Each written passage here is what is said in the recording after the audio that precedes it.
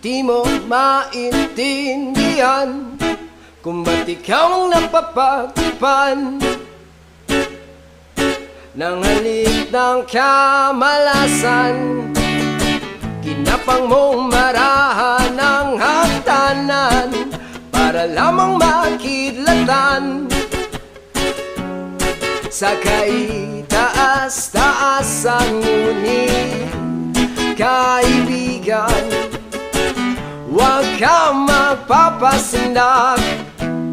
Kaibigan, easy lang saya. Dahil wala